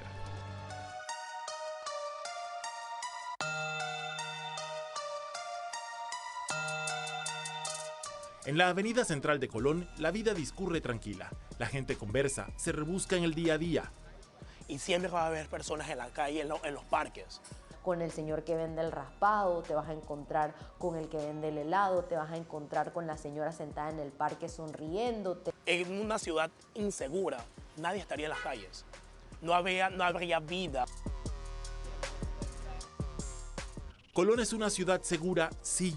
La caminamos de día y de noche. Pero en esta realidad hay una segunda dimensión, la guerra entre pandillas. Porque usted puede estar pasando por un lago, usted no sabe dónde sale la bala. ¿Quién no va a vivir con miedo si tú no sabes si una bala te puede tocar? A veces a mí me han confundido con otra persona, tú te pareces a fulano.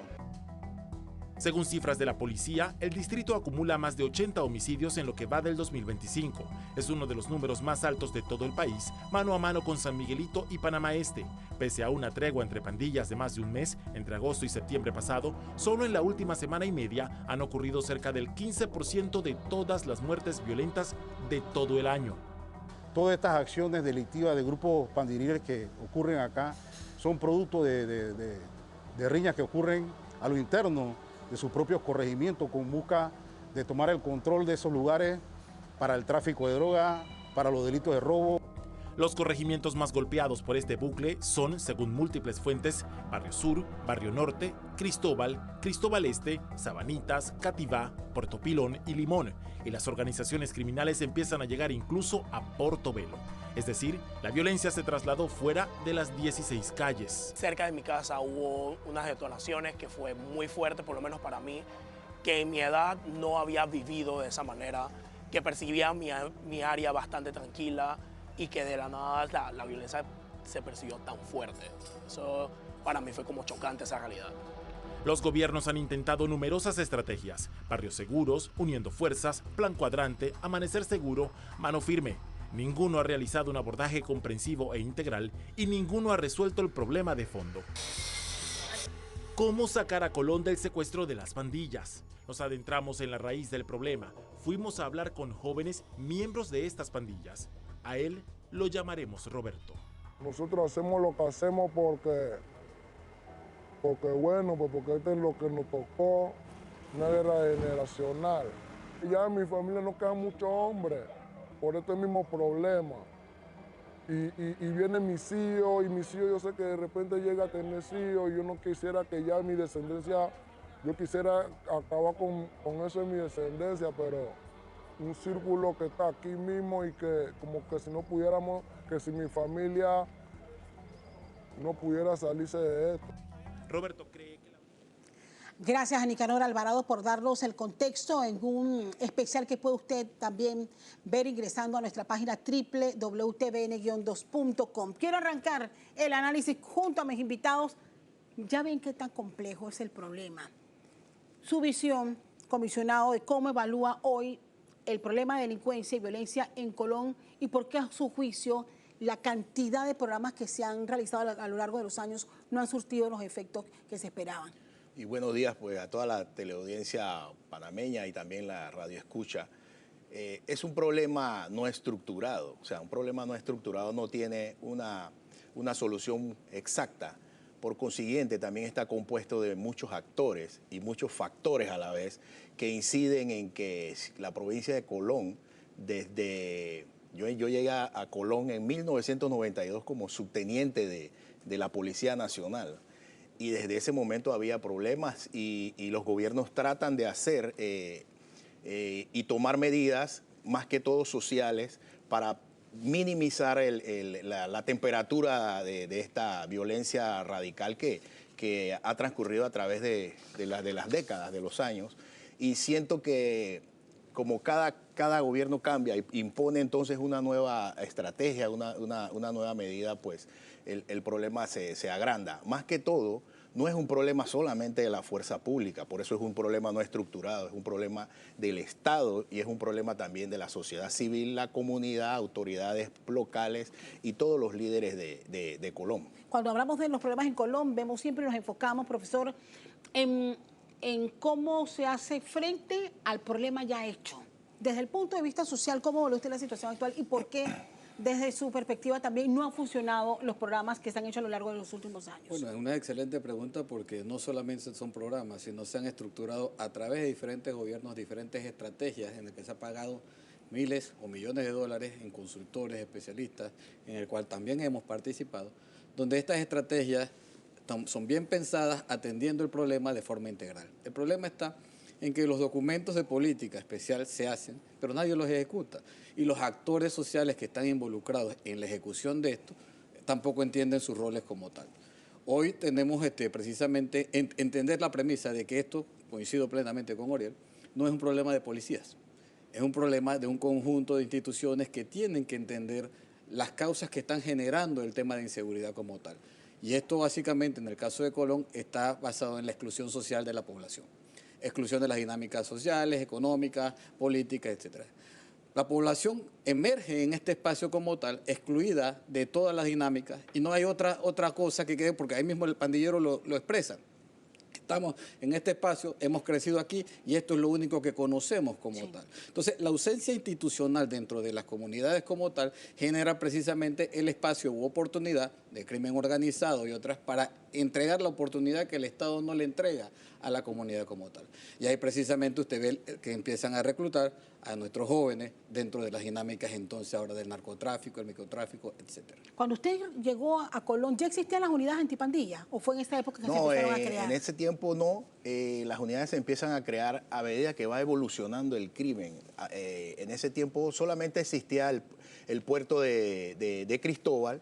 Este puerto era... se llevaba administrado en ese momento por la Autoridad Portuaria de Panamá. Posteriormente nace el puerto de Manzanillo y allí entonces empieza la fuerza pública a ver una evolución del crimen a través de los pininos, digamos nosotros, de tráfico de drogas, tanto por las costas de Colón me imagino que la introducción de droga en estos puertos en ese momento era muy pequeño, se encontraban pequeñas cantidades en ese tiempo de heroína y drogas como ¿Y cuántas estas. pandillas existían?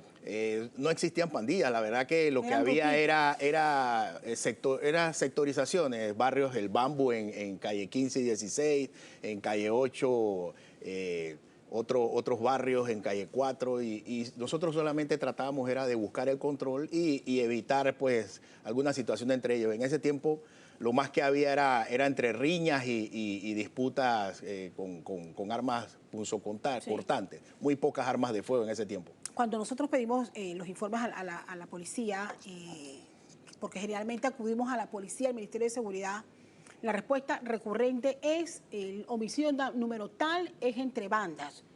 Eso ya hemos llegado a un momento como comunicadores, sí, ya nosotros entendemos qué es lo que está pasando y sabemos que es una guerra entre bandas, pero ¿qué estamos haciendo para que se acabe la guerra entre bandas? Usted ha dicho que desde la universidad han acompañado a administraciones a crear planes. O sea, ¿por qué no han funcionado los planes? Usted señalaba en su experiencia como policía, lo podrá decir ahora que ya no está dentro de las estructuras.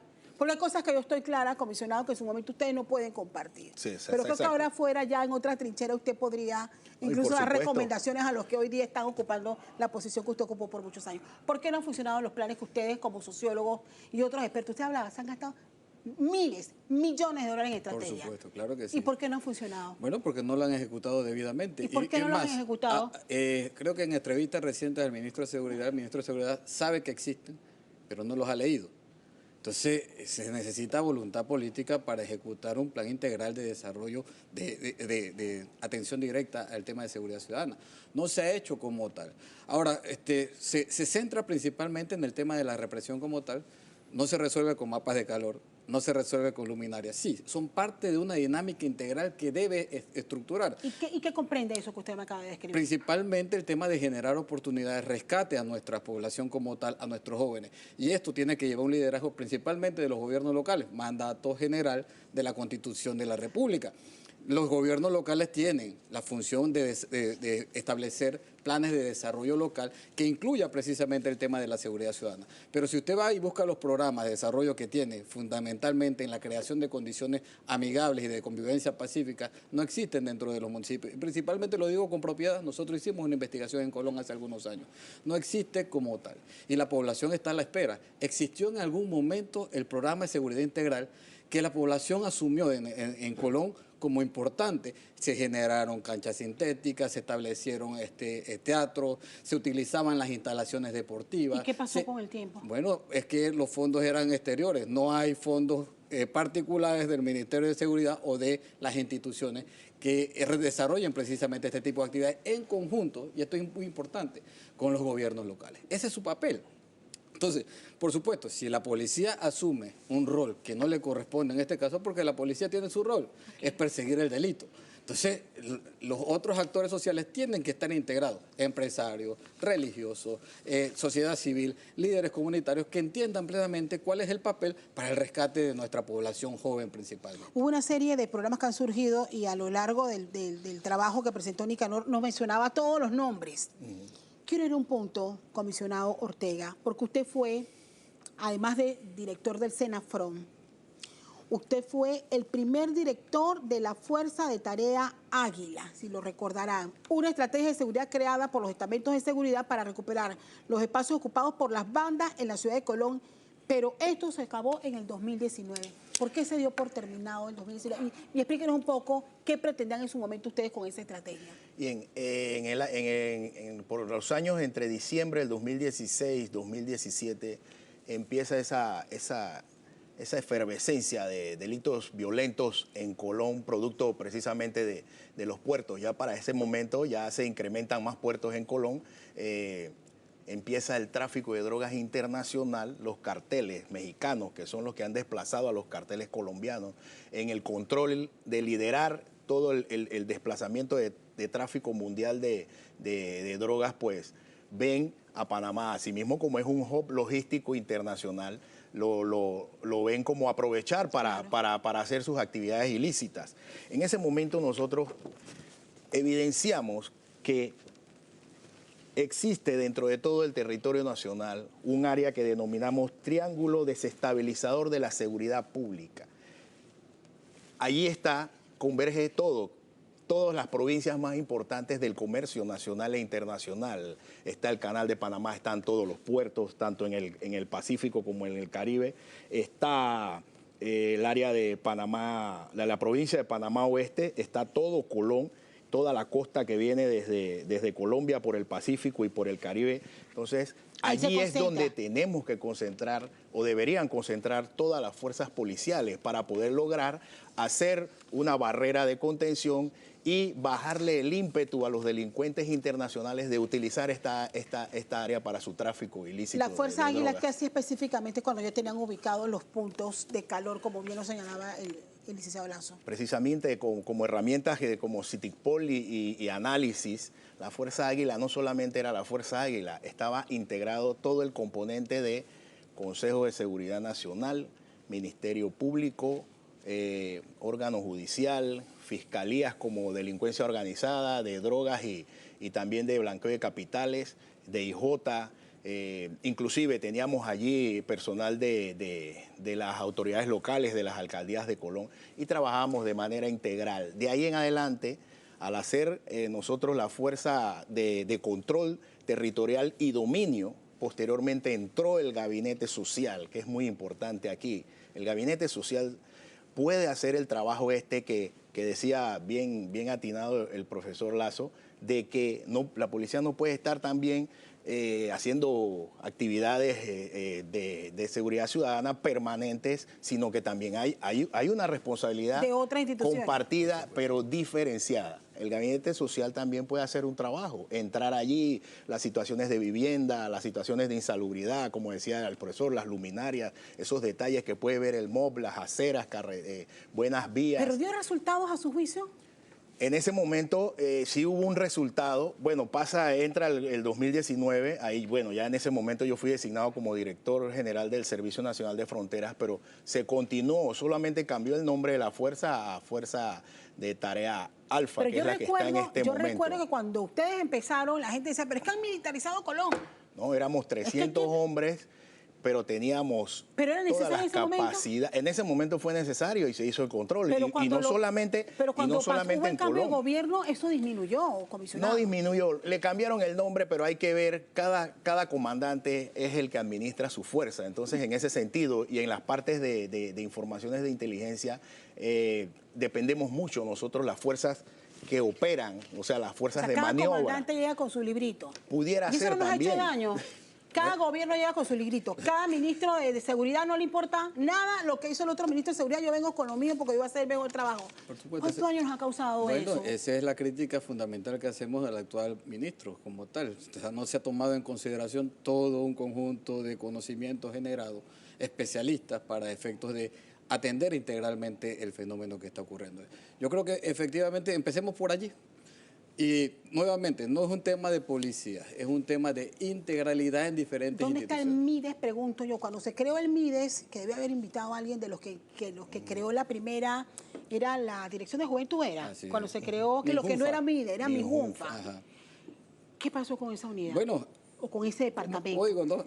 Todo tiene una lógica, porque si tienes una lógica de cambio en la estructura institucional que va a atender el fenómeno, no entiendes el fenómeno como tal, no sabes cómo abordarlo. Lo único que te queda es abordarlo de manera represiva. O sea, si no hay la condición de atender las causas reales que están generando el fenómeno, constantemente vamos a gastar recursos en represión que por un momento va a bajar los índices de inseguridad, pero al rato nuevamente vamos a tener las consecuencias y las causas que están generando el Barrio Seguro.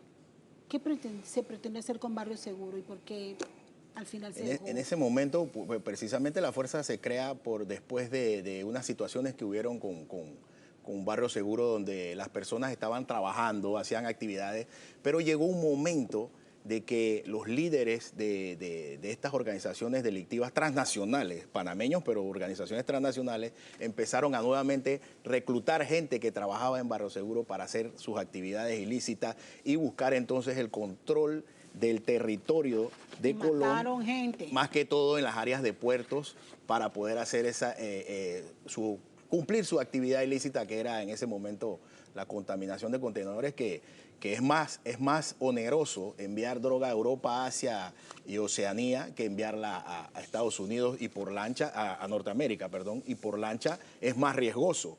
Usted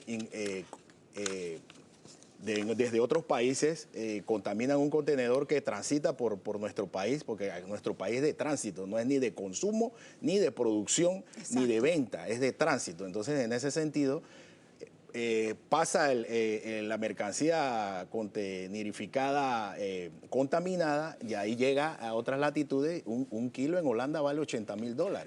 Y para hacer todo este proceso necesita mano de obra criminal panameña. Correcto, son las redes de movimiento ¿Y entre de qué manejo. edades, licenciado? En la adolescencia. Mire, que generalmente cuando viene una nueva generación, en ese espacio que se ha generado de poca convivencia pacífica, una nueva generación va pasando y tomando roles que la anterior quedaba, ¿no?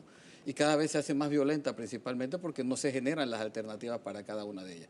Entonces, por supuesto, si no hay una intervención real, integral, trabajadores sociales, psicólogos del municipio, que atienda directamente o que fortalezca las familias, las comunidades, generando la convivencia pacífica que se requiere, vamos a tener generaciones constantes de jóvenes que se pierden con muchísimo potencial, que se pierden precisamente porque no hay alternativa o presencia institucional. 53 pandillas operan hoy día en la ciudad, ha revelado esta investigación que ha hecho TVN Noticias, pero hay 4 organizaciones que controlan sobre todo este mercado. Una que se dedica 100% al microtráfico, otra que se disputa los corredores de narcotráfico para la contaminación de contenedores. Hay otra que recluta, y eso es nuevo, hay una que recluta a través de redes sociales. Imagínese. Y hay una nueva banda que está involucrada en extorsiones. Ahí entra el tema del tumbe de droga, el extorsionar a alguien que se esté prestando para el movimiento de droga y lucrar con ese. O sea, es más complejo de lo que usted en su momento tenía que atender. ¿Qué recomendaciones haría desde su experiencia para poder enfrentar un problema que pareciera ya se nos ha salido de las manos? En este momento, mi recomendación como experto en este tema es saturar Colón de fuerza pública, pero fuerzas públicas policiales, fuerza pública que trabaje en el tema policial netamente, o sea, técnicos en su trabajo. De allí,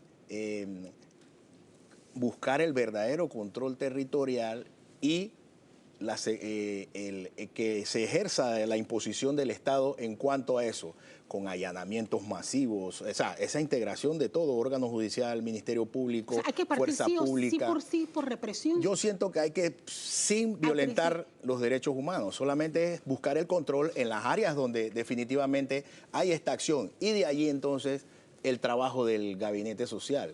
Eso lo hicimos en la frontera. El ministro Fran Ábrego fue un líder de la operación primero que se hizo, la estrategia de movilidad total. Nosotros entramos a sacar la FARC de Panamá, de allí consolidamos el territorio y vinieron los programas de seguridad ciudadana. Hoy en día los niños de ese momento son los líderes comunitarios de las comunidades. Lo que ustedes creen me recuerda mucho a lo que ha hecho Bukele, que ha sido cuestionado por muchos, aplaudido por otros. Pero nosotros obviamente no estamos al nivel del Salvador. Bueno, pero él lo vio como una opción ya de hacer un barrido y empezar a clasificar en medio de todas las denuncias de violaciones de derechos humanos que bien usted lo señala, de que eso no se puede permitir. Bukele es popular porque él ha jugado con el miedo que la población tiene con respecto a su vida. En Colón hay mucho miedo y el miedo es un detonante para someter mis derechos como tal. Yo creo que, a diferencia de Oriel, yo diría que no, la represión como la está planteando no sería hasta contraproducente en términos de lo que existe como tal. Repito, la palabra central es oportunidad, equilibrio en la intervención como tal. Definitivamente hay que tener una intervención policial, pero no de las magnitudes que lleven a la población a sentirse sometida o que lo acepten porque tengo miedo. Hoy hay días sometidos en el trabajo que viven, que hay torres ya en Altos y Lagos turbadas por pandillas, sacaron a la gente que tenía derecho por eso que a su vivienda. es la primera intervención, hacer una movilidad total, como lo hizo el Senafrón en su momento en el 2010, asegurar todas las áreas, o sea, recuperar de verdad, tener el dominio de la seguridad de todo este espacio, y de allí va a ir bajando y permeando todas las actividades sociales, pero es un trabajo en conjunto, no es un trabajo solos. Licenciado. Bueno, yo repito, o sea, trabajar con el miedo es someter a la población a que entregue sus derechos como tal. Yo creo que es integral. Sí. Utilicemos directamente, como digo, la misión fundamental está plasmada en la Constitución de la República, está en las leyes.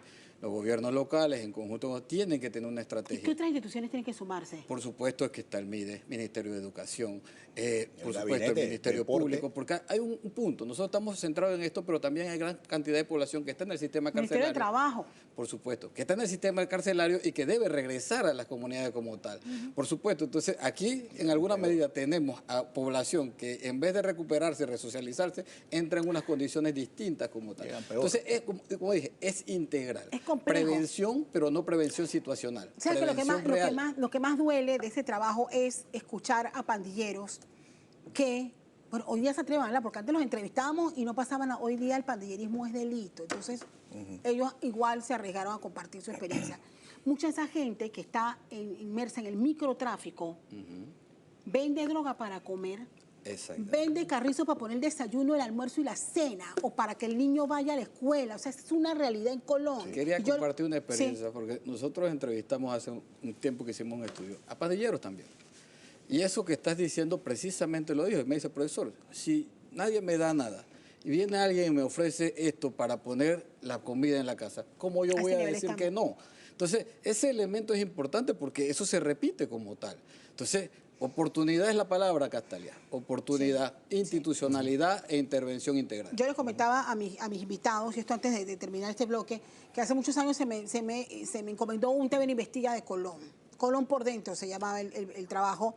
Y una de las cosas que me llamaba la atención en ese momento era demostrar con cifras en su momento que los niveles de violencia habían disminuido prácticamente, totalmente, cuando se construyó la autopista hacia Colón, que todo el mundo estaba trabajando. Apenas terminó el proyecto, se dejaron de ofrecer fuentes de empleo, empezó el repunte de la violencia. Y eso es lo que ayuda. Bueno, nosotros venimos de generaciones de los años 70. Yo recuerdo, yo nací en Barraza. Yo iba a la Escuela de República de Cuba. Allí las porteras, las aseadoras, las cocineras, los vigilantes, los celadores y los que trabajaban por allí estaban en un plan que el general Omar Torrijos denominó el plan de emergencia.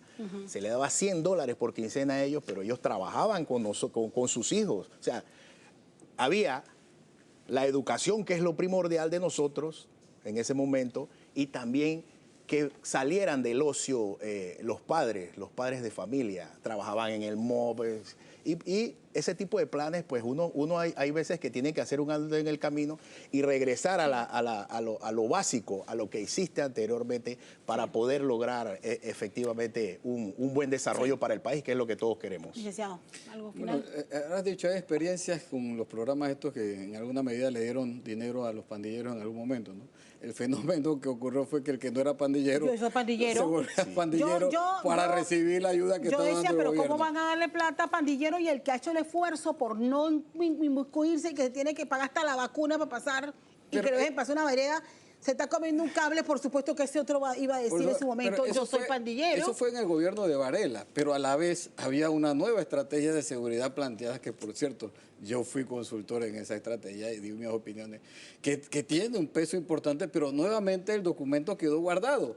La política criminológica que hubo el gobierno anterior, que se hizo bombos y platillos y tampoco se ha ejecutado. Entonces, ¿cómo llegas a improvisar si hay un conjunto de documentos que están allí para ejecutar? Todos los estudios. Hombre, ya no hay más estudios que hacer. Ejecútenlo. Aunque algunas realidades han cambiado. Yo les agradezco a ambos por acompañarme en este último bloque. Creo que era justo y necesario. Y no nos cansemos de hacer los esfuerzos, no solamente por debatir con lo que hacemos en Colón. Son vidas humanas, son panameños al igual que nosotros y se merecen mejores días, al igual que el resto del país. Gracias y bienvenidos siempre a Radar. Vamos a hacer la pausa. Al regresar compartimos, como ya es costumbre, la caricatura de Hilde, que no sé en cuál de los tres bloques se ha inspirado, y por supuesto las conclusiones de este programa.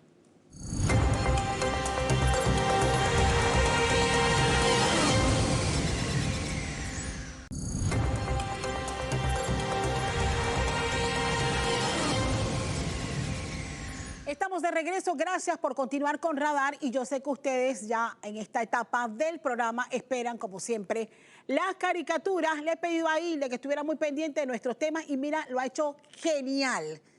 Se ha concentrado e inspirado en estos dos grandes temas que tuvimos en el primer y segundo bloque, porque al final, señores, recorte es recorte.